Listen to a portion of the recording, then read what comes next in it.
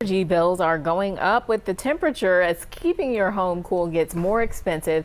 Many are looking for some ways to save money where they can. Yeah, that's right. Between, the heat, running the AC, watering more. So joining us on this Money Monday is Megan Hammond with Wealth Quest. Thanks for always being here. Thanks for having me. Let's get right into it. Do you have any advice for people who are maybe struggling with their budgets over the summer because it can be so costly? It is. I would say first and foremost, you are not alone.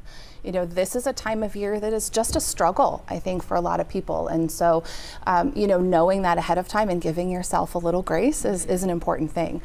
From a practical perspective, though, when I really look at budgets, I really like to break it down into different components. And I think that will help people. So, I like to focus on fixed expenses and variable expenses. And then I like to focus on wants versus needs. And I actually put it in a grid, right? And so I look at what are my fixed needs and my variable needs, and then what are my fixed wants and my variable wants, right? And I think oftentimes when we focus on how to cut things from a budget, we look at the variable wants because that's where our extra money goes. That's the shopping and the eating out. But I think that causes a lot of frustration for people because we try to cut as much as we can and it isn't having the impact that we want it to have, and then we just feel at a loss.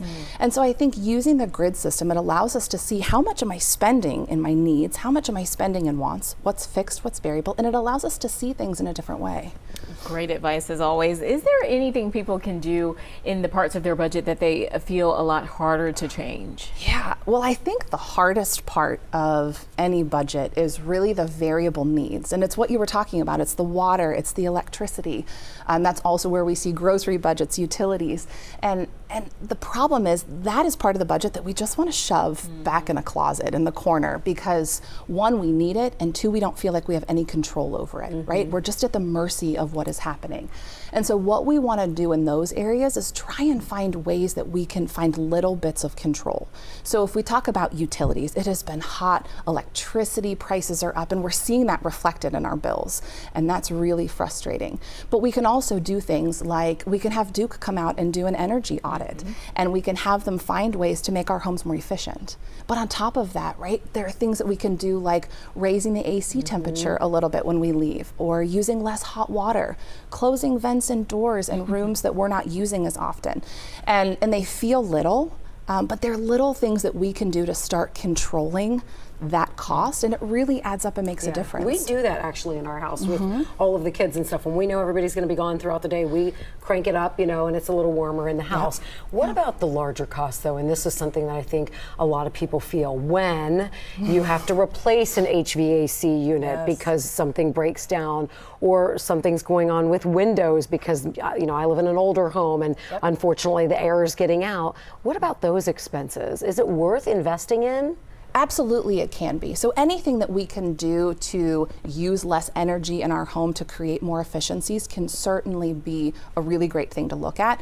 What we want to consider, though, is what is the long-term budget benefit for us versus that short-term cost to us, because that is a big cost up front.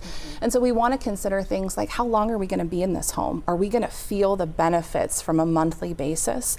But if it's something that we're getting to the point where we're going to have to replace the AC or the furnace, now is a great time to start budgeting for that. And I would start researching. There are manufacturers' discounts. There could be supplier incentives. There could be tax credits that are available. And so those things are really important, but those things also change. So many of those tax credits that we knew were available are actually going to be ending at the end of the year. And so make sure you look at those things and find opportunities to take advantage of that between now and the end of the year. I know a lot of us get caught up on the wants versus needs and what actually is a need. I'm talking about me. I know. I was going through my head like, that's probably a want. That's a want. All right, Megan Hammond with Wealth Quest. Thanks so much for being here with us. Thank you. Appreciate it. Turning to your forecast now.